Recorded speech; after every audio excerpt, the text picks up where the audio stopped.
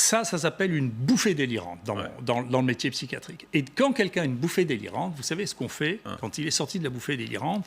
On lui dit, écoutez, vous vous rendez compte que c'est une bouffée délirante, et s'il n'a pas la critique de sa bouffée délirante, c'est qu'il est toujours fou. Et donc ça a été un coup pour vous. Non, c'est la réponse à votre question sur l'hydroxychloroquine. Oui. Ils sont Mais vous êtes en train de me fous. dire que même les États ont des bouffées délirantes qui veulent vraiment... Ils sont à ce point délirants qu'ils disent on préfère que nos gens meurent plutôt que d'accepter ce que dit M. Raoult. Arrêtez de dire les États. Il y a 4,6 milliards de gens qui vivent dans des États dans lesquels on recommande l'hydroxychloroquine. Ouais. Mais la France, il n'y a pas une bouffée délirante du gouvernement français qui voudrait... Si, je crois. Vous croyez vraiment que le gouvernement français a une bouffée délirante à ce point-là? Oui, j'hésite entre une bouffée délirante, si vous voulez, et l'incapacité à dire, écoutez, vous ne voulez pas qu'on remette les choses à plat, qu'on regarde calmement, paisiblement, finalement. Attendez, il n'arrête pas, il en sort... Ils ont un point de vue idéologique, d'après vous?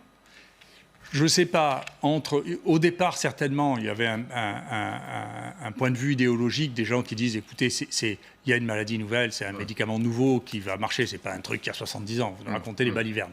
Je comprends ça, je comprends que ce soit une position.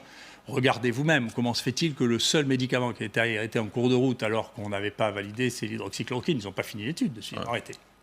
Vous vous rendez compte que... mais les Anglais ne sont pas plus malins. Dans l'essai anglais, vous vous rendez compte, et dans des choses qui ont été publiées pour dire que l'hydroxychloroquine ne marchait pas, mais écoutez, parce que tant que vous n'aurez pas compris que tout ça, c'est de la folie... Non, mais j'entends vos arguments.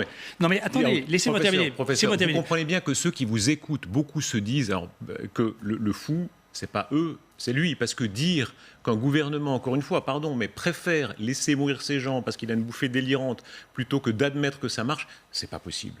Mais vous vous trompez. Alors moi aussi, j'ai une bouffée délirante. Non, mais c'est pas là. Je vous dis, laissez faire dans votre cerveau le chemin de ce que je vous dis. Quand il est publié dans le New England, 2 articles qui disent l'hydroxychloroquine ne marche pas. Vous regardez l'un qui est signé par Spiker, et il vous dit, écoutez, c'est une série sur laquelle il y a 30% des gens sur lesquels je n'ai fait aucun test. Vous prenez ça